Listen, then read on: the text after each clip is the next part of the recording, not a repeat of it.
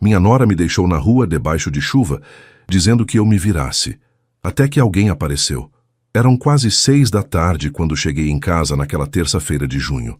A chuva fina que caía de manhã havia virado um temporal típico de Petrópolis, aquele frio que corta a pele e entra pelos ossos. Eu voltava da consulta no posto de saúde, caminhando devagar por causa do joelho que dói quando o tempo muda. Ao me aproximar do portão, vi 2 malas velhas jogadas na varanda molhada. Meu coração apertou antes mesmo de entender o que estava vendo. Fernanda apareceu na porta, com os braços cruzados e aquela expressão de pedra que eu conhecia bem. Suas coisas estão aí. Não dá mais para você ficar aqui, ela disse, sem sequer me olhar nos olhos. Senti minhas pernas fraquejarem. Como assim, Fernanda? Para onde eu vou? Perguntei, ainda tentando processar o que estava acontecendo. Isso é problema seu, Carlos. Já avisei o Rodrigo. Você precisa se virar sozinho. A gente não pode mais sustentar um velho que só dá despesa. A chuva caía cada vez mais forte, encharcando minha camisa, mas eu não conseguia me mexer. Rodrigo apareceu atrás dela, pálido, com os olhos baixos, incapaz de me encarar. Pai, Ele começou, mas Fernanda o cortou imediatamente. Não tem discussão, Carlos. Pega suas coisas e vai. Olhei para meu filho. Aquele menino que criei sozinho depois que perdi o emprego na marcenaria. Aquele homem que segurei nos braços quando nasceu. E vi um estranho. Ele desviou o olhar. Naquele momento, entendi que eu estava completamente só no mundo. Peguei as malas com mãos trêmulas e comecei a caminhar sob a chuva gelada, sem destino, sem esperança, sentindo que aos 60 anos minha vida havia acabado. As ruas de Petrópolis estavam desertas por causa do temporal. Cada passo era uma luta. As malas pesavam como se carregassem não apenas roupas, mas toda a dor daquele momento. A água escorria pelo meu rosto misturada com lágrimas que eu não conseguia mais segurar. Deus, por quê? O que eu fiz para merecer isso? Murmurei enquanto tropeçava numa poça. Foi quando ouvi uma voz de mulher. Senhor, Senhor, espere. Virei e vi uma senhora de cabelos grisalhos correndo em minha direção com um guarda-chuva grande. Entre, por favor, não pode ficar na chuva assim. O que eu não sabia era que aquela mulher não era uma estranha. Era um anjo que Deus havia colocado no meu caminho. Meu nome é Carlos Rocha. Tenho 60 anos, sou viúvo há 3, e durante muito tempo achei que conhecia o significado da palavra solidão. Mas eu estava enganado. A verdadeira solidão eu só conheci naquela tarde chuvosa de junho, quando minha nora me expulsou de casa e meu próprio filho ficou em silêncio, assistindo. Antes de contar o que aconteceu naquele dia, preciso que você entenda como cheguei até ali. Minha história não começa na chuva, mas anos antes, quando ainda tinha Regina ao meu lado, quando ainda tinha um lar. Se você também já sentiu que perdeu tudo, ou conhece alguém que passou por isso, deixa nos comentários de onde você está assistindo e se inscreve no canal, porque essa história vai mostrar que enquanto há vida, há esperança. Deixa eu voltar um pouco no tempo. Eu e Regina nos casamos há 37 anos. Ela era professora de escola municipal e eu era marceneiro.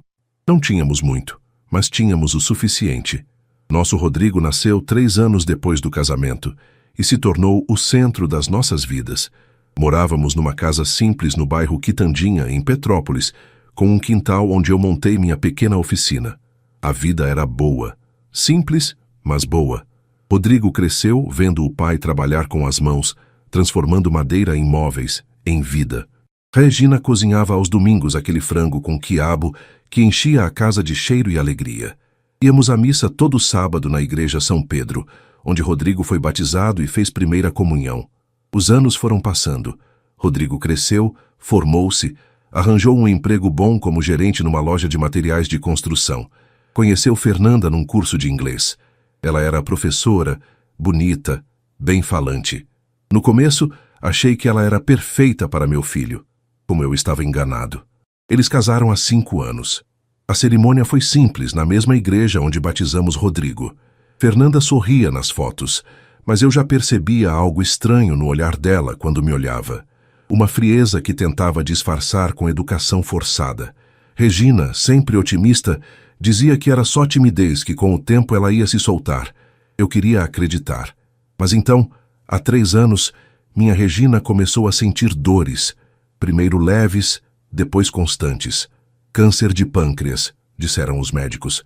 Agressivo, avançado, sem muita esperança. Os 6 meses seguintes foram um borrão de hospitais médicos, esperanças que nasciam de manhã e morriam à noite. Gastei tudo o que tínhamos, a poupança inteira. Vendi meu carro velho. Peguei empréstimos. Regina partiu numa manhã de setembro, com o sol entrando pela janela do hospital segurando minha mão. Suas últimas palavras foram: "Cuida do nosso menino, Carlos. E cuida de você também. Você merece ser feliz." Depois do funeral, descobri que as dívidas médicas haviam consumido tudo. Eu precisava vender a casa, nossa casa. O lugar onde construímos nossa família, onde cada cômodo guardava uma lembrança. Rodrigo se ofereceu para me ajudar. "Vem morar com a gente, pai. A casa tem um quarto sobrando. Você não pode ficar sozinho agora." Fernanda estava ao lado dele quando ele fez o convite. Ela sorriu, mas o sorriso não chegou aos olhos. Eu deveria ter percebido o sinal. Deveria ter recusado.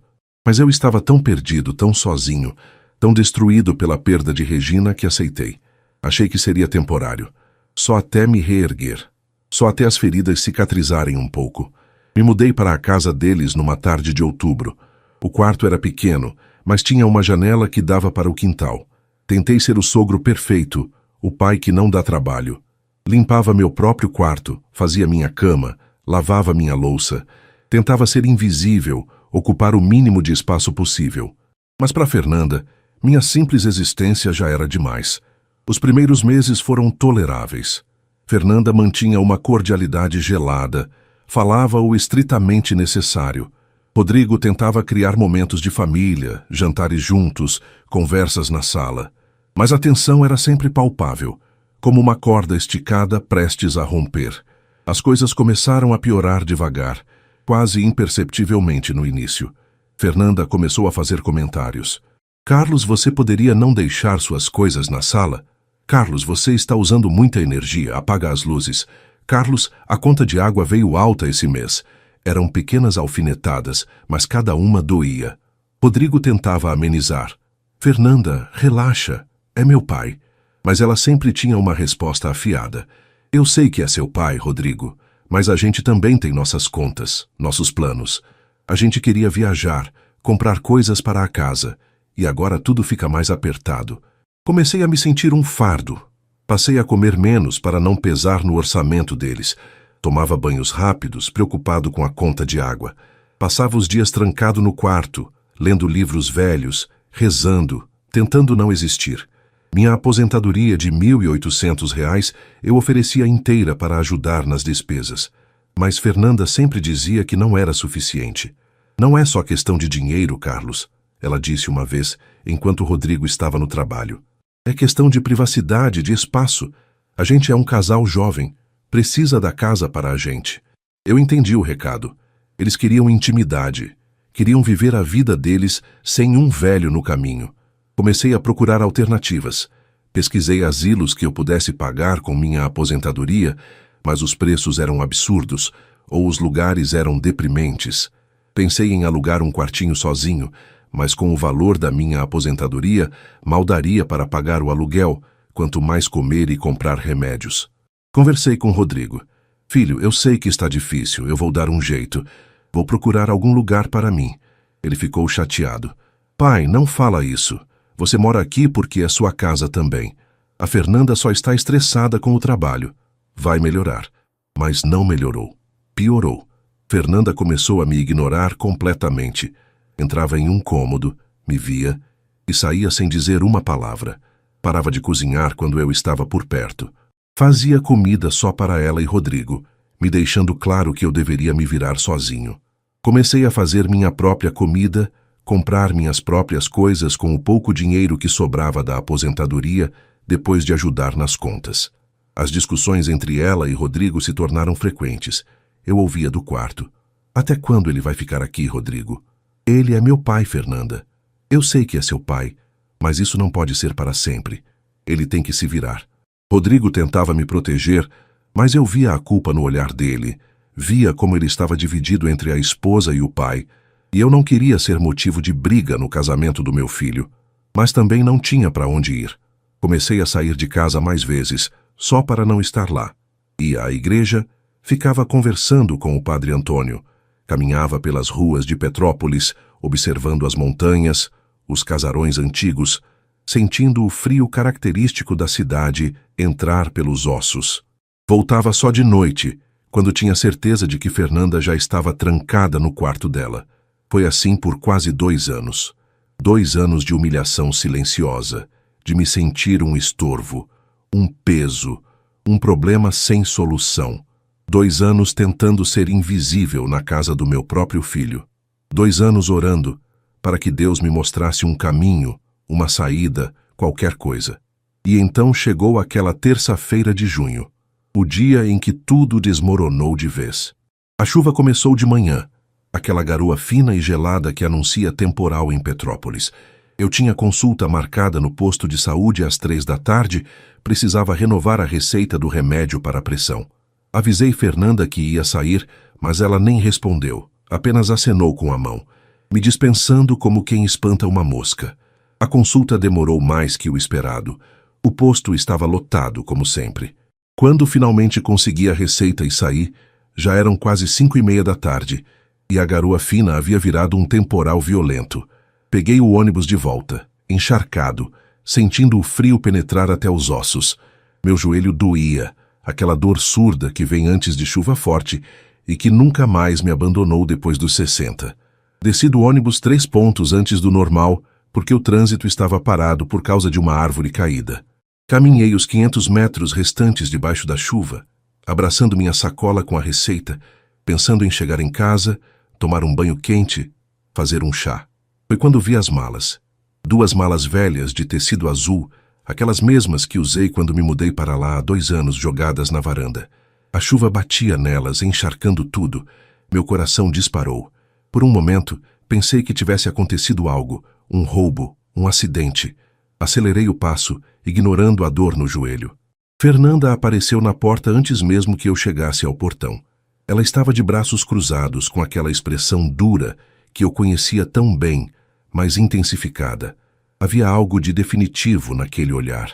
Suas coisas estão aí, ela disse, sem preâmbulo, sem suavizar. Sua voz cortou o barulho da chuva como uma lâmina. Como assim, Fernanda? Minha voz saiu trêmula, fraca. Eu sabia o que estava acontecendo, mas minha mente se recusava a aceitar. Não dá mais para você ficar aqui, Carlos. A gente decidiu que você precisa sair. A gente? Olhei por trás dela procurando o Rodrigo. Onde está o Rodrigo? Ele está de acordo. Já conversamos. Você precisa se virar sozinho. Não podemos mais sustentar um velho que só dá despesa e problema. Cada palavra era uma punhalada. Meu corpo inteiro tremia, e não era só por causa do frio ou da chuva. Fernanda, pelo amor de Deus, para onde eu vou? Já é quase 6 da tarde e está chovendo. Isso é problema seu.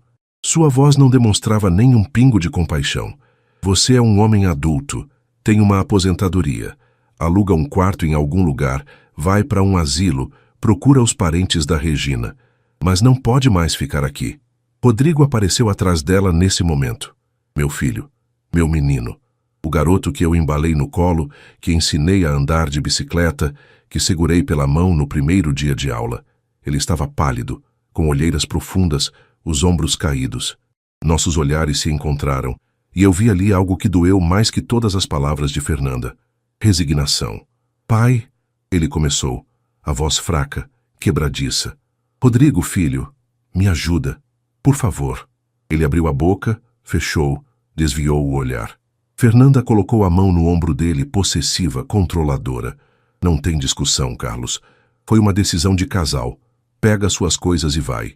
E não adianta fazer escândalo, porque não vai mudar nada. Olhei para meu filho mais uma vez, implorando silenciosamente, esperando que ele dissesse alguma coisa, que me defendesse, que fosse o homem que criei para ser. Mas ele apenas baixou a cabeça e entrou em casa, deixando Fernanda sozinha na porta. Rodrigo! Chamei, mas ele não voltou. A chuva caía cada vez mais forte. Senti minhas pernas bambearem, uma tontura tomar conta. 60 anos, viúvo, sem casa, sem ninguém, expulso pelo próprio filho. Fernanda entrou e fechou a porta. Ouvi a tranca sendo girada. Final definitivo. Fiquei ali parado por quanto tempo, não sei. A chuva me encharcava. A água escorria pelo meu rosto, misturando-se com lágrimas que eu nem tentava mais segurar. Finalmente, com movimentos mecânicos, peguei as duas malas. Estavam pesadas, molhadas. Coloquei a alça de uma no ombro, arrastei a outra pela mão e comecei a caminhar. Sem destino, sem esperança, apenas andando debaixo da chuva gelada de Petrópolis, sentindo que minha vida havia acabado. As ruas estavam desertas.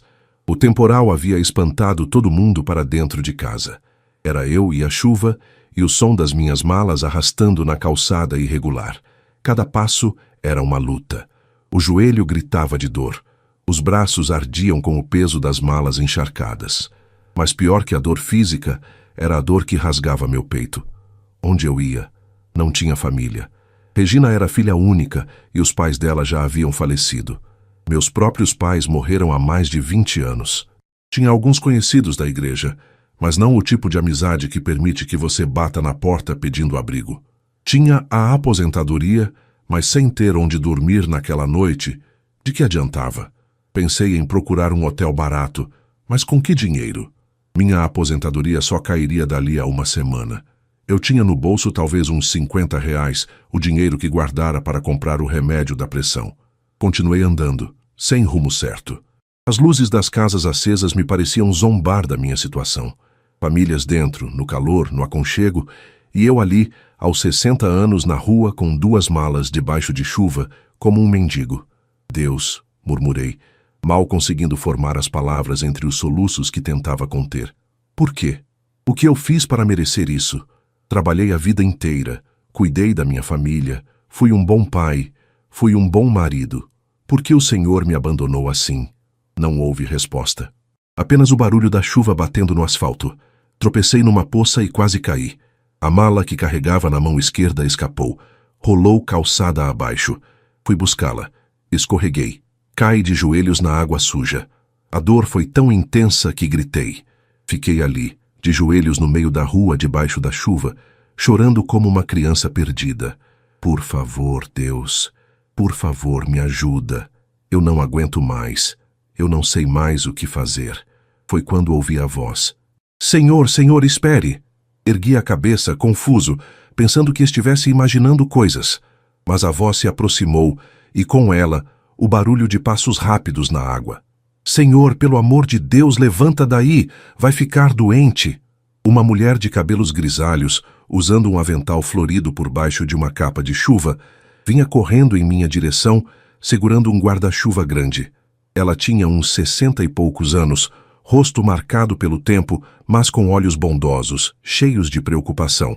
Eu estou bem, menti, tentando me levantar, mas minhas pernas não respondiam direito. Ela abriu o guarda-chuva sobre nós dois e me segurou pelo braço. O senhor não está bem coisa nenhuma. Vem comigo, anda. Minha casa é aqui pertinho. Eu não quero incomodar nada. Ninguém fica na rua numa chuva dessas. Vem. Sua voz era firme, mas gentil. Não aceitava recusa. Ela me ajudou a levantar, pegou uma das minhas malas e começou a me guiar rua acima. Eu me deixei levar, fraco demais para resistir, desesperado demais para ter orgulho. Andamos cerca de 50 metros até uma casa simples, de 2 andares, com uma varanda grande e um portão de ferro verde. Ela abriu o portão, me conduziu para dentro, subimos 3 degraus até a varanda coberta. Ali, protegidos da chuva finalmente, ela me olhou nos olhos. Meu nome é Marta, Dona Marta. Eu moro aqui sozinha há 10 anos. Tenho quartos vagos, cama limpa, comida quente. Que o senhor vai entrar, tomar um banho, jantar e me contar o que está acontecendo. Depois a gente vê o que fazer. Tá bom? Olhei para aquela mulher, aquela completa estranha que me acolhia quando meu próprio filho me expulsara, e não consegui segurar as lágrimas. Por que a senhora está fazendo isso? Ela sorriu, um sorriso triste, mas verdadeiro. Porque tem 10 anos que eu perdi meu marido e meu filho num acidente de carro. Desde então essa casa ficou grande demais e vazia demais. E porque eu sei que foi Deus quem me fez olhar pela janela justamente na hora que o senhor passava. Não foi coincidência, foi providência. Naquele momento, ali naquela varanda, encharcado, destruído, no fundo do poço, eu entendi que talvez, apenas talvez, Deus não tivesse me abandonado. Talvez Ele apenas estivesse me mostrando que anjos não têm sempre asas. Às vezes, eles usam aventais floridos e guarda-chuvas grandes. Dona Marta me levou para dentro de sua casa, e o calor que me envolveu foi mais que físico. Era um calor de lar, de cuidado, algo que eu não sentia há tanto tempo que quase doeu. A casa era simples, mas aconchegante, com cheiro de café recém-passado e bolo no forno. Nas paredes, fotografias de uma família feliz. Um homem de bigode sorrindo ao lado de Dona Marta mais jovem, um rapaz de uns 20 e poucos anos com diploma na mão. Meu Joaquim e meu Lucas, ela disse, percebendo meu olhar. Faz 10 anos que se foram. Acidente na Via Dutra. Um caminhão perdeu o freio. Sua voz tremia ligeiramente, mas ela logo se recompôs. Mas a gente não vai falar de tristeza agora. Vem, vou te mostrar o quarto. Ela me guiou escada acima. A casa tinha 4 quartos, me contou. 2 ficavam vazios desde que Joaquim e Lucas partiram. Eu transformei isso aqui numa pensão informal, explicou. Não é nada oficial, registrado, essas coisas. Mas de vez em quando alguém precisa de um lugar para ficar uns dias, umas semanas, e eu alugo um quarto.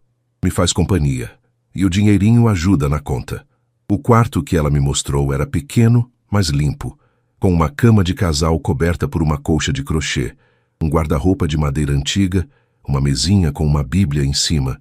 Tinha uma janela que dava para o quintal dos fundos. O banheiro fica ali no corredor, a gente divide.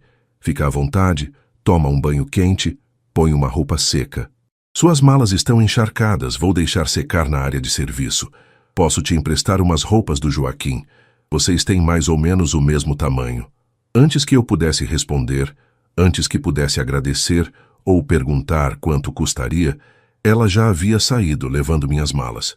Fiquei ali parado no meio do quarto, ainda em choque, tentando processar a reviravolta daquele dia terrível. Tomei o banho mais longo da minha vida. Deixei a água quente lavar não apenas a sujeira da rua, mas um pouco da dor também. Quando saí, havia uma roupa dobrada na cama, calça de moletom, camisa xadrez, meias grossas. Tudo cheirava a amaciante e sol. Vesti-me e desci. Dona Marta estava na cozinha, terminando de preparar o jantar. Arroz, feijão, bife acebolado, farofa. Comida simples, mas o cheiro fez meu estômago roncar. Percebi que não comia desde o café da manhã. Senta ali. Ela indicou a mesa da cozinha já posta para 2 pessoas. Vai comer primeiro, depois a gente conversa. Sentei e quando ela colocou o prato na minha frente, algo dentro de mim se quebrou. Não sei se foi a gentileza, a comida quente, o cuidado de alguém depois de tanto tempo sendo tratado como um estorvo, mas comecei a chorar ali mesmo, com o garfo na mão. Dona Marta não disse nada, apenas sentou-se ao meu lado e colocou a mão sobre a minha, deixando que eu chorasse. Depois de alguns minutos, quando consegui me acalmar, ela disse suavemente: "Agora come. Depois você me conta." E eu comi. Cada garfada parecia trazer um pouco de vida de volta. Quando terminei, já era quase 8 da noite. A chuva continuava lá fora, mas ali dentro estava quente e seguro. Contei tudo para Dona Marta, desde a morte de Regina, as dívidas, a perda da casa, a mudança para a casa de Rodrigo, o inferno silencioso dos últimos 2 anos, até a expulsão daquela tarde. Ela ouviu em silêncio, apenas balançando a cabeça em alguns momentos, apertando minha mão em outros. Quando terminei, ela suspirou fundo. Isso não é um filho. Filho de verdade não faz isso com o pai. Mas o problema não é só ele. É essa mulher que ele casou. Ela é o veneno e ele deixou o veneno entrar. Ele é um bom garoto, defendi. Não sei porquê. Só está perdido. Pode ser. Mas ele fez uma escolha hoje, Carlos. Ele escolheu ela em vez de você. E isso tem consequências. Ela fez uma pausa. Mas a gente não vai ficar ruminando isso agora. Vamos falar do que importa, você. O que você quer fazer? Tem algum plano? Balancei a cabeça. Não tenho nada. Não tenho ninguém. Só minha aposentadoria, que é pouca coisa. Quanto? 1.800. Ela fez um cálculo mental. Dá para viver se a pessoa souber administrar. Olha, eu vou fazer uma proposta. Você fica aqui no quarto por R$ 400 por mês. Isso inclui a comida, luz, água, tudo. Sobra 1.400 para você guardar, comprar suas coisas, seus remédios. O que acha? Olhei para ela incrédulo. 400? Dona Marta, isso é muito pouco. A senhora está perdendo dinheiro. Não estou perdendo nada. Estou ganhando companhia. E além do mais, você pode me ajudar com umas coisas aqui em casa, pequenos reparos. Vi que você tem mão boa para isso. Eu era marceneiro, confessei. Trabalhei 35 anos com madeira. Seus olhos brilharam. Então está resolvido. Você fica, ajuda com os reparos, e eu fico com uma casa menos vazia. Todo mundo ganha. Meus olhos encheram de lágrimas outra vez. Por que a senhora está sendo tão boa comigo? A senhora nem me conhece. Dona Marta segurou meu rosto com ambas as mãos, me olhando nos olhos. Porque eu sei o que é perder tudo, Carlos. Sei o que é a dor da solidão, o peso da casa vazia. E sei que Deus não põe as pessoas no nosso caminho por acaso. Você precisava de ajuda. Eu precisava de propósito. A gente se achou. Naquela noite, deitado numa cama limpa, num quarto quentinho, com a barriga cheia e o coração um pouco menos dolorido, rezei pela primeira vez em semanas com verdadeira gratidão. Não sabia ainda o que o futuro traria. Não sabia se um dia Rodrigo pediria perdão. Não sabia se voltaria a ser feliz. Mas sabia uma coisa. Naquele dia terrível, quando tudo parecia perdido, quando até Deus parecia ter me abandonado, Ele havia enviado um anjo de avental florido. E isso tinha que significar algo. Tinha que significar que ainda havia esperança. Os primeiros dias na casa de Dona Marta foram de cura lenta. Cada manhã eu acordava desorientado, levando alguns segundos para lembrar onde estava, para processar que não estava mais no quartinho apertado da casa de Rodrigo, que não precisava mais andar nas pontas dos pés para não incomodar ninguém. Dona Marta tinha uma rotina simples e reconfortante. Acordava às 6, fazia café, rezava o terço na salinha. Ela me convidou para rezar junto desde o primeiro dia, e aceitei. Havia algo de curativo naquela rotina, naquelas orações repetidas, naquela mulher de fé inabalável pedindo proteção e agradecendo pelas bênçãos. No terceiro dia, comecei a explorar a casa e o quintal. Havia tanto para consertar. A torneira da cozinha pingava. 2 cadeiras da sala tinham o encosto solto. O portão rangia. O corrimão da escada estava bambo. Vi tudo aquilo. E pela primeira vez em anos, senti um propósito. Dona Marta, chamei. A senhora tem alguma ferramenta aqui, umas coisas básicas? Tem umas coisas do Joaquim lá no quartinho debaixo da escada. Pode usar à vontade. Passei o dia inteiro consertando. Não era trabalho pesado, mas cada coisa que arrumava, cada problema que resolvia, me fazia sentir útil novamente. As mãos, ásperas de anos de marcenaria, lembravam como se fazia. A madeira respondia ao meu toque. O metal cedia ao ajuste certo. Dona Marta me observava da janela da cozinha sorrindo. No sábado, ela me convidou para ir à missa na igreja São Pedro. Era a mesma igreja que eu frequentava com Regina, onde batizamos Rodrigo. Hesitei. Não sabia se estava pronto para ver pessoas conhecidas, para responder perguntas. Não precisa falar com ninguém se não quiser, ela disse, lendo meus pensamentos. Mas ia fazer bem para sua alma estar na casa de Deus. Fomos. Sentamos nos bancos de trás. A missa me envolveu como um abraço. Padre Antônio, que conhecia minha história com Regina, me viu de longe e acenou surpreso. No final ele veio falar comigo. Carlos, quanto tempo? Como você está? Ouvi dizer que você estava morando com o Rodrigo. Dona Marta, percebendo meu desconforto, interviu. Agora ele está morando comigo, padre. Está me ajudando com a casa. Padre Antônio era perspicaz. Viu algo no meu rosto, no meu silêncio. Não insistiu. Apenas colocou a mão no meu ombro. Fico feliz em ver você de volta, Carlos. Qualquer coisa que precisar, você sabe onde me encontrar. Na semana seguinte, o padre apareceu na casa de Dona Marta. Trazia uma proposta. Carlos, você se lembra da oficina comunitária que a igreja mantém? Aquela onde a gente ensina ofícios para os jovens do bairro? Acenei. Pois é. Nosso carpinteiro voluntário precisou parar. Problemas de saúde. A gente está procurando alguém para dar as aulas. É voluntário, mas tem uma ajuda de custo. R$ 200 por semana, 3 tardes de trabalho. Você teria interesse?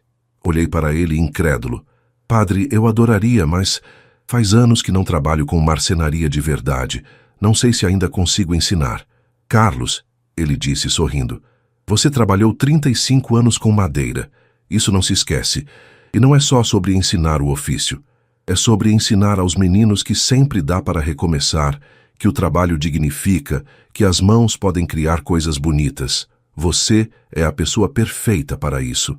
Aceitei. E aquilo mudou tudo. A oficina ficava nos fundos da igreja, num galpão simples com ferramentas básicas e algumas bancadas de trabalho. No primeiro dia, 5 garotos me olhavam com desconfiança. Adolescentes de 15, 16 anos, a maioria ali porque os pais mandaram, sem muito interesse. Meu nome é Carlos, apresentei-me, e vou ensinar vocês a trabalhar com madeira. Mas antes de pegarem qualquer ferramenta, preciso que entendam uma coisa. Madeira é vida. Cada pedaço que vocês vão tocar já foi uma árvore, cresceu, viveu, respirou. Quando a gente trabalha com madeira, a gente está honrando essa vida, dando uma nova utilidade. É uma responsabilidade. Eles me olharam como se eu fosse louco, mas comecei devagar. Ensinei primeiro a lixar, a sentir a textura, a direção das fibras, depois a usar as ferramentas mais simples. Nenhum projeto complexo no começo, só o básico. Mas fiz questão de que cada um deles terminasse a primeira semana com algo feito pelas próprias mãos, mesmo que fosse apenas uma tábua de cortar pão. Gabriel, um dos meninos, o mais calado de todos, me procurou no final da segunda semana. Seu Carlos, meu pai bateu na minha mãe ontem de novo. Eu queria fazer alguma coisa, mas não sei o quê. Sentei ao lado dele na bancada. Você avisou alguém? Algum adulto que possa ajudar? Ele balançou a cabeça. Minha mãe tem medo de denunciar. Diz que vai piorar. E vai piorar se ela não fizer nada. Você quer que eu converse com o Padre Antônio? Ele pode ajudar, conhece gente que pode proteger sua mãe. Gabriel hesitou, depois acenou. Naquela tarde, depois da oficina, conversei com o padre. Ele já conhecia a situação daquela família, já estava tentando ajudar, mas o relato de Gabriel acelerou as coisas. 2 semanas depois, a mãe do menino conseguiu uma medida protetiva contra o marido agressor. Gabriel voltou à oficina diferente, mais leve, e passou a me procurar não só para aprender marcenaria, mas para conversar sobre a vida. Eu, o velho expulso de casa pelo próprio filho, me tornei figura paterna para um adolescente cujo pai era um monstro. Deus tem um senso de humor estranho, pensei, mas também tem uma justiça perfeita. 3 meses se passaram. 3 meses de rotina, de trabalho, de propósito. A casa de Dona Marta se tornou meu lar. A oficina da igreja se tornou meu santuário. Os meninos que eu ensinava se tornaram minha nova família. Ainda doía pensar em Rodrigo, na rejeição, na traição, mas a dor estava mais suportável agora, como uma cicatriz velha que incomoda quando o tempo muda, mas não impede de viver. Eu estava na oficina numa tarde de setembro quando o Padre Antônio entrou com uma expressão preocupada. Carlos, tem alguém aqui procurando você. Meu coração apertou. De alguma forma, eu sabia quem era. Rodrigo estava parado na frente da igreja, as mãos nos bolsos, os ombros curvados. Ele parecia ter envelhecido 10 anos. Olheiras profundas, rosto pálido, roupa amarrotada. Quando me viu, seus olhos se encheram de lágrimas. Pai. Fiquei parado onde estava, sem me aproximar. Uma parte de mim queria correr e abraçá-lo. A outra parte, a parte que ainda sangrava da ferida, queria virar as costas e ir embora. O que você quer, Rodrigo? Eu precisava te ver. Precisava falar com você. Sua voz estava quebrada, carregada de culpa. Agora você precisa falar comigo. 3 meses atrás, quando você me expulsou de casa debaixo de chuva, você não precisava falar comigo. Quando sua esposa me tratava como lixo e você ficava em silêncio, você não precisava falar comigo. Eu sei que eu errei, eu sei que eu fui um covarde. Ele deu um passo à frente. Pai, por favor, me deixa explicar. Suspirei. Olhei para Padre Antônio, que observava de longe, pronto para intervir se necessário. Ele fez um gesto com a cabeça, como dizendo, ouça o que ele tem a dizer. Está bem, fala. Rodrigo respirou fundo. Depois que você saiu, as coisas começaram a desmoronar. A Fernanda, ela ficou pior. Antes ela tinha você como alvo. Agora que você não está lá, o alvo sou eu. Ela reclama de tudo, grita, humilha, controla cada centavo que eu ganho.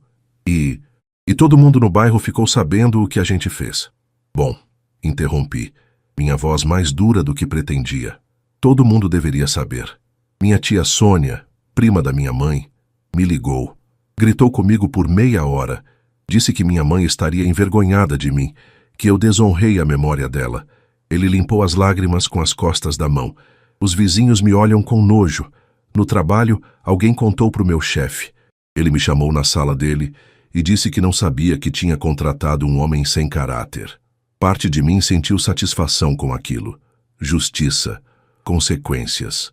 Mas outra parte, a parte que ainda amava aquele menino que criei, sentiu pena. E a Fernanda? Ela também está sofrendo consequências? Rodrigo riu, um riso amargo. Perdeu o emprego. Pais de alunos reclamaram com a escola quando souberam que ela expulsou o sogro de casa daquele jeito. A diretora não demitiu oficialmente, mas deixou claro que não seria renovada. Ela está furiosa. Diz que é culpa sua, que você fez todo mundo virar contra ela. Culpa minha? Minha voz subiu. Eu não fiz nada. Ela fez comigo. Ela me humilhou, me tratou como lixo e você deixou. Eu sei. Ele estava chorando abertamente agora. Eu sei, pai. Eu sei que eu falhei com você. Eu falhei como filho, como homem, como tudo. Eu deveria ter te defendido. Deveria ter colocado ela no lugar dela. Mas eu era covarde. Tinha medo de perder meu casamento. Medo de ficar sozinho. E preferiu que eu ficasse sozinho, completei, a voz quebrada. Sim, ele caiu de joelhos ali mesmo, no chão da frente da igreja. Sim, pai, e eu vou carregar isso pelo resto da vida. Eu traí você. Eu traí a memória da minha mãe. Eu não mereço seu perdão. Sei disso, mas eu precisava que você soubesse que eu sinto muito. Sinto tanto, pai. Tanto. Olhei para meu filho de joelhos no chão, destroçado, e senti algo dentro de mim se movendo. Não era perdão ainda. Era algo mais complicado.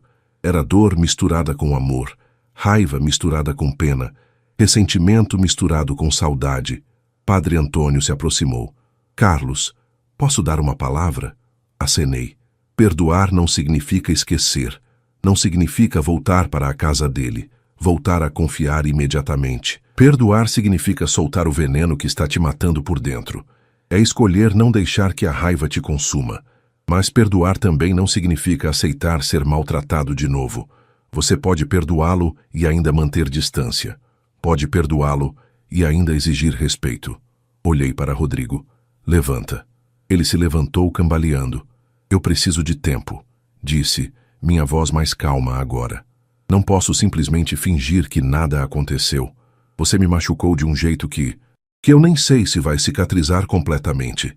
Mas você é meu filho, eu te amo, sempre vou te amar.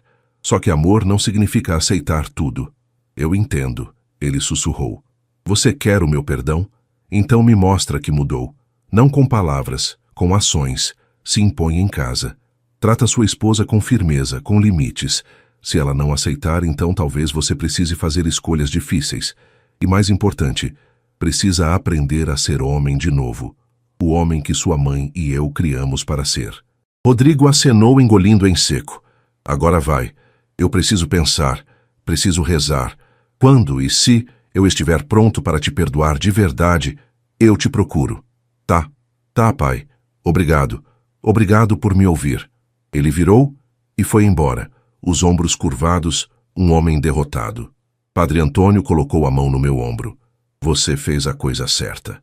Perdão não pode ser instantâneo quando a ferida é profunda. Ele precisa merecê-lo. E você precisa de tempo para curar. Naquela noite contei tudo para Dona Marta. Ela ouviu pensativa. O menino se arrependeu, ela disse finalmente. Isso é bom. Mas arrependimento sem mudança não vale nada. Vamos ver se ele realmente aprende. Se ele realmente vira homem. Aí sim, você pode pensar em perdão verdadeiro. E assim, a ferida começou a cicatrizar. Devagar, com dor, mas começou. Os meses seguintes foram de uma paz que eu não conhecia há anos. Não a paz que vem da ausência de problemas, mas a paz que vem de ter propósito, de saber seu lugar no mundo, de estar cercado de pessoas que te valorizam. A oficina da igreja cresceu. De 5 meninos passamos para 12. Alguns vinham apenas para aprender o ofício, mas muitos vinham também para fugir de casas difíceis, pais ausentes, violência doméstica. Eu me tornei não apenas professor de marcenaria, mas uma figura de referência. Alguém que ouvia, que aconselhava, que mostrava com exemplo que homem de verdade não grita, não bate, não humilha. Homem de verdade cria, constrói, protege. Gabriel, o menino cuja mãe conseguira a medida protetiva, floresceu. Ele tinha talento natural com madeira. Suas mãos, antes trêmulas de medo e raiva, agora criavam peças lindas. Uma tarde, ele me mostrou uma caixinha que fizera para guardar as joias da mãe. Quero que ela saiba que nem todo homem é que nem meu pai, ele disse envergonhado. Quero que ela saiba que existe homem que constrói em vez de destruir. Senti os olhos arderem. Ela já sabe, Gabriel. Você é a prova disso. Em casa, Dona Marta e eu desenvolvemos uma rotina reconfortante. Ela cozinhava, eu consertava coisas. Conversávamos à noite sobre a vida, sobre fé, sobre as pessoas que perdemos e as que ganhamos. Ela me contou mais sobre Joaquim e Lucas, sobre como o acidente a destruíra, sobre como passou anos apenas existindo, sem viver.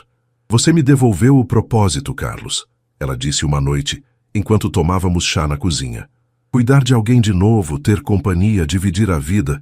Eu tinha esquecido como era bom não estar sozinha. O sentimento é mútuo, Marta. Você me salvou. Literalmente. Se não fosse você naquela tarde de chuva, foi Deus, não eu. Eu fui apenas o instrumento. Rodrigo voltou a me procurar algumas vezes. Sempre humilde, sempre respeitoso. Me contou que estava fazendo terapia, que estava trabalhando em si mesmo, que tinha dado um ultimato para Fernanda. Ou ela mudava completamente a atitude, ou o casamento acabaria. Ela está tentando, ele disse numa de nossas conversas. Ainda é difícil, ainda tem recaídas, mas ela sabe que não tem mais para onde correr.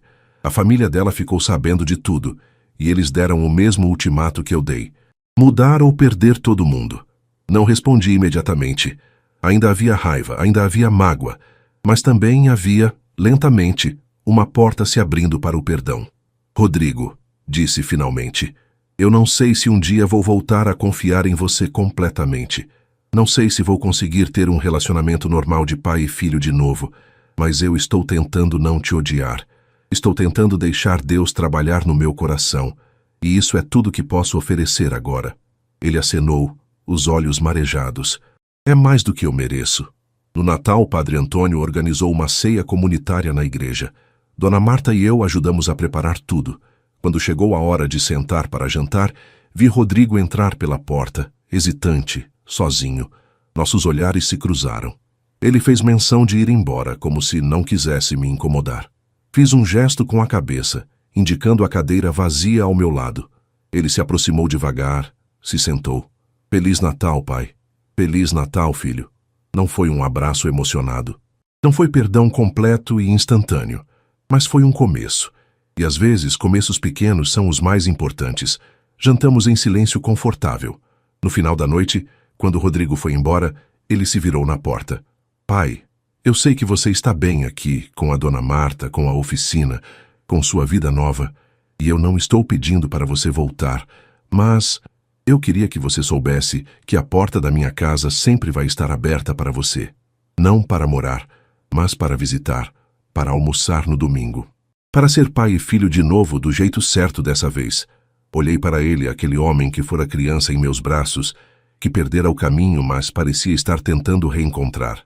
Vou pensar nisso, respondi. Um passo de cada vez. Ele sorriu, um sorriso triste, mas esperançoso, e foi embora. Dona Marta, que observara tudo de longe, veio até mim. Vai ficar bem, Carlos. Não hoje, não amanhã, mas vai ficar bem. E pela primeira vez em muito tempo, eu acreditei nisso. Fevereiro chegou trazendo com ele o calor e as chuvas de verão. Petrópolis ficava ainda mais bonita nessa época, com as hortênsias florindo e o verde das montanhas intensificado pela água. Mas para Rodrigo e Fernanda, aquele fevereiro não trouxe beleza alguma. Fernanda não conseguira outro emprego. Tentara várias escolas, mas sempre, de alguma forma, a história sobre como tratar o sogro chegava antes dela. Pais de alunos, diretores, todos ficavam sabendo. E ninguém queria uma professora sem compaixão, sem humanidade. O dinheiro ficou apertado. Rodrigo vinha carregando tudo sozinho, e o salário dele, que antes era suficiente para um casal, agora mal cobria as contas. Eles precisaram vender o carro, depois cortar a TV a cabo, depois cancelar o plano de saúde. Ela me culpa por tudo, Rodrigo me contou numa tarde, quando veio me visitar na oficina. Diz que se eu não tivesse deixado você ir, se eu tivesse ficado quieto, nada disso teria acontecido. Ela não entende que o problema não foi te expulsar ter se tornado público. O problema foi ter te expulsado. Ponto. Ela aprendeu alguma coisa? Perguntei sem rodeios. Rodrigo hesitou. Acho que ela aprendeu a ter medo das consequências. Não sei se aprendeu a ser uma pessoa melhor. E havia uma diferença enorme entre essas duas coisas. No mesmo mês, algo inesperado aconteceu. A prefeitura lançou um programa de reformas em escolas municipais e precisavam de oficineiros para ensinar profissões aos alunos. Padre Antônio inscreveu nosso projeto e fomos selecionados. Isso significava um contrato de 1 ano, com pagamento mensal de R$ 2.000 para mim, além de materiais fornecidos para a oficina. Carlos, você merece isso, o padre disse quando me contou a notícia. Você transformou a vida desses meninos. Agora vai poder transformar a vida de muitos mais. Pela primeira vez em anos eu estava financeiramente estável. Mais que estável, estava confortável. Com minha aposentadoria de 1.800, mais os 2.000 do programa, eu tinha uma renda mensal de R$ 3.800. Depois de pagar os 400 para Dona Marta e os gastos básicos, ainda sobrava dinheiro. Sabe o que você deveria fazer? Dona Marta sugeriu uma noite. Comprar ferramentas melhores para a oficina. Os meninos merecem trabalhar com equipamento de qualidade. E foi o que fiz. Investi em ferramentas novas, madeiras melhores, vernizes de qualidade. A oficina se transformou. Os trabalhos dos meninos ficaram mais profissionais, mais bonitos. Gabriel fez uma mesa de centro que vendemos por R$ 400 e o dinheiro foi dividido entre os garotos da oficina. Seu Carlos, ele disse, incrédulo, segurando sua parte, eu nunca tinha ganhado dinheiro com meu próprio trabalho. Pois se acostuma. Você tem talento, Gabriel. Se continuar assim, pode abrir sua própria oficina um dia. Vi nos olhos dele algo que reconheci. Propósito. O mesmo que eu havia reencontrado. Enquanto minha vida florescia, a de Fernanda desmoronava. Ouvi dizer por terceiros que ela entrara em depressão, que não saía de casa, que culpava o mundo inteiro menos ela mesma. Rodrigo tentava ser solidário, mas estava esgotado. Eu não sei mais o que fazer, pai, ele me disse, a voz cansada. Ela não aceita ajuda, não quer terapia, não quer reconhecer que errou. Só quer que o mundo volte a ser como era antes, mas isso não vai acontecer. As pessoas não esquecem quando você faz algo cruel. E você? Você aprendeu? Ele me olhou nos olhos. Aprendi que caráter importa mais que paz. Que fazer a coisa certa é mais importante que evitar conflito. Que ser homem é proteger quem você ama, não se render para quem você teme. Aprendi tarde demais, mas aprendi. E eu acreditei nele. Finalmente. Rodrigo, disse, minha voz mais suave agora, e eu te perdoo. Ele parou de respirar por um segundo. Pai, eu te perdoo pelo que você fez. Mas perdoar não significa esquecer. Significa que eu escolho não deixar mais a raiva me controlar. Significa que eu te amo apesar de tudo. Mas também significa que as coisas não vão ser como eram antes. Não imediatamente. Talvez nunca. Eu sei. E eu aceito isso. Ele limpou as lágrimas. Obrigado, pai. Obrigado por me dar uma chance. Você é meu filho. Sempre vai ser. Mas agora você também precisa ser homem. E ali, naquela oficina cheia de madeira e serragem, naquele espaço onde eu ensinava meninos a criar em vez de destruir, onde eu mesmo aprendera a reconstruir minha própria vida, meu filho e eu começamos a reconstruir nossa relação. Devagar, com cuidado, como se manuseássemos madeira nobre que não pode ser forçada, apenas moldada com paciência. 1 ano inteiro se passou desde aquela tarde terrível de chuva. 1 ano desde que Fernanda me expulsara de casa. 1 ano desde que Dona Marta aparecera como um anjo salvador. 1 ano de transformação completa. Era junho novamente. O frio voltara a Petrópolis, mas dessa vez eu o enfrentava de dentro de um lar verdadeiro, cercado de pessoas que me amavam e me respeitavam. A oficina comunitária estava prosperando. Tínhamos 22 alunos agora, de idades variadas. 3 dos nossos primeiros alunos já haviam conseguido empregos em marcenarias da cidade. Gabriel especialmente. estava se destacando tanto que uma empresa de móveis planejados o contratara como aprendiz, com um salário muito bom para alguém da idade dele. Foi você, seu Carlos, ele disse no dia em que me contou a novidade. Você me mostrou que eu podia ser mais que o filho de um homem violento, que minhas mãos podiam criar coisas bonitas em vez de só apertar em punhos de raiva. Você fez isso sozinho, Gabriel. Eu só te dei as ferramentas. Você escolheu usá-las. Rodrigo e eu havíamos estabelecido uma rotina. Ele me visitava toda segunda-feira na oficina, ficava 1 hora conversando, me ajudando com pequenas coisas. Aos poucos, estávamos reconstruindo o que fora quebrado. Não era perfeito. Ainda havia momentos tensos, lembranças dolorosas que surgiam do nada. Mas havia também momentos de conexão verdadeira, de pai e filho, de verdade. Fernanda, no entanto, não melhorara. Rodrigo acabou tomando a decisão mais difícil da vida dele. Eu pedi o divórcio, ele me contou numa segunda-feira, os olhos vermelhos, mas a voz firme. Ela não mudou, pai. Não quis mudar. Continua me culpando por tudo. Continua ressentida. Continua achando que o mundo é que está errado. E eu não posso mais viver assim. Como você se sente? Triste, aliviado, com medo, tudo ao mesmo tempo. Ele suspirou. Mas também sinto que estou fazendo o certo. Pela primeira vez em anos, estou fazendo o certo. Você está. E eu tenho orgulho de você por isso. Seus olhos se encheram de lágrimas. Mesmo depois de tudo? Mesmo depois de tudo. Você caiu, Rodrigo. Caiu feio. Mas você se levantou, reconheceu seu erro, está tentando ser homem melhor. Isso é o que importa. O divórcio foi finalizado em outubro. Fernanda saiu da cidade, voltou para a casa dos pais no interior do Rio. Ouvi dizer que ela ainda falava mal de mim, da família, de Rodrigo, de todo mundo. Algumas pessoas simplesmente não aprendem. E não era minha responsabilidade ensiná-la. Rodrigo vendeu a casa onde morávamos. Muitas memórias ruins ali. Comprou um apartamento menor, mais modesto, e começou uma vida nova. Você gostaria de vir jantar no apartamento novo? Domingo? Ele me convidou hesitante. Olhei para ele, aquele homem que era meu filho, que me machucara profundamente, mas que lutara para se redimir. Sim, eu gostaria. O jantar foi simples. Lasanha, salada, refrigerante. Rodrigo não era bom cozinheiro. A lasanha estava um pouco queimada nas bordas, mas estava feita com amor, com esforço. Conversamos sobre tudo, sobre minha mãe, sobre as lembranças boas que ele tinha da infância, sobre a oficina, sobre seus planos futuros. Eu pensei em voltar a estudar, ele me contou. Fazer uma faculdade, administração talvez, algo que me dê mais oportunidades. Faça. Você ainda é jovem, tem a vida inteira pela frente. No final da noite, quando eu estava saindo, Rodrigo me abraçou. Um abraço verdadeiro, apertado, cheio de emoção.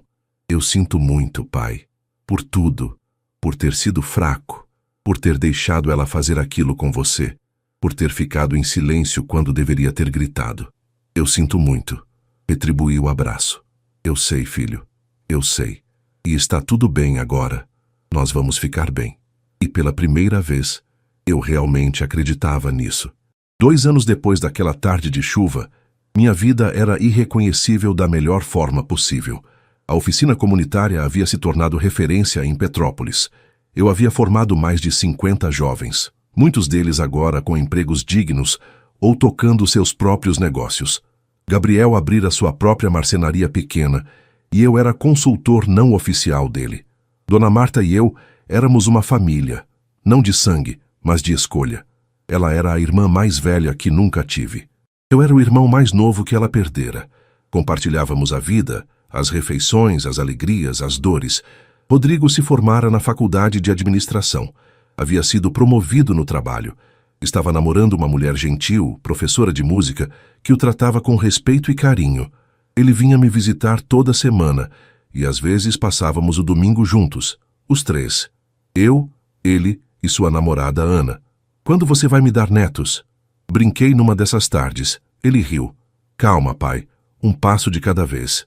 Mas, quem sabe em breve. Olhei para aquele homem que era meu filho e senti orgulho. Orgulho verdadeiro. Ele havia caído, mas se levantara. Havia falhado, mas aprendera. E agora era o homem que sua mãe e eu sempre sonhamos que ele fosse. Quanto a Fernanda, nunca mais soube dela, e estava em paz com isso. Algumas pessoas são lições, não permanências. Ela me ensinou que nem todo mundo quer ser salvo, que nem todo mundo aprende, e que não é minha responsabilidade carregar o peso da transformação alheia. Eu aprendi coisas nesses 2 anos. Aprendi que família não é só sangue. É quem aparece quando você precisa. É quem te acolhe quando todo mundo te abandona. É quem te dá propósito quando você acha que perdeu tudo. Aprendi que Deus nunca abandona seus filhos, mas às vezes Ele nos coloca em tempestades para que encontremos nosso verdadeiro abrigo. Às vezes, Ele precisa destruir uma vida para construir uma melhor. Aprendi que aos 60 anos ou a qualquer idade, é possível recomeçar. Que nunca é tarde para encontrar propósito, para ser útil, para fazer diferença. E aprendi que perdão é uma escolha diária. Não foi fácil perdoar Rodrigo. Não foi instantâneo. Houve recaídas, momentos de raiva, de mágoa ressurgindo. Mas escolhi todos os dias perdoar um pouco mais. Até que um dia percebi que a raiva tinha ido embora. Não o esquecimento. Não fingir que nada aconteceu. Mas a paz de ter deixado o veneno ir embora. Hoje, quando conto essa história para os jovens da oficina, para aqueles que vêm de lares difíceis, de pais ausentes, de situações complicadas, eu digo o seguinte: a vida vai te derrubar, vai te machucar. Às vezes, as pessoas que você mais ama vão te decepcionar, mas enquanto você respira, enquanto tem forças para se levantar, há esperança, há recomeço, e às vezes o final da história é melhor que o começo. Vocês só precisam ter fé, ter coragem e estar abertos para os anjos de avental florido que Deus coloca no caminho de vocês. E assim, nesta casa que não era minha, mas se tornou meu lar, nesta oficina que me devolveu propósito, ao lado dessa mulher que me salvou sem me conhecer, ao lado desse filho que aprendeu a ser homem, eu vivo meus dias com gratidão, porque no final, quando a tempestade passou e o sol voltou a brilhar, eu descobri algo fundamental, que eu sou mais forte do que imaginava, que mereço ser amado, e que família verdadeira é aquela que escolhe ficar, especialmente quando seria mais fácil ir embora. Minha nora me deixou na rua, debaixo de chuva, dizendo que eu me virasse, e eu me virei. Me levantei, reconstruí, e hoje, aos 62 anos, sou mais feliz do que era aos 58, porque aprendi que às vezes Deus tira tudo de você não para te destruir, mas para te mostrar do que você é realmente feito. E eu sou feito de fé, de força, de madeira nobre que não quebra, apenas se molda, e isso ninguém nunca mais vai tirar de mim.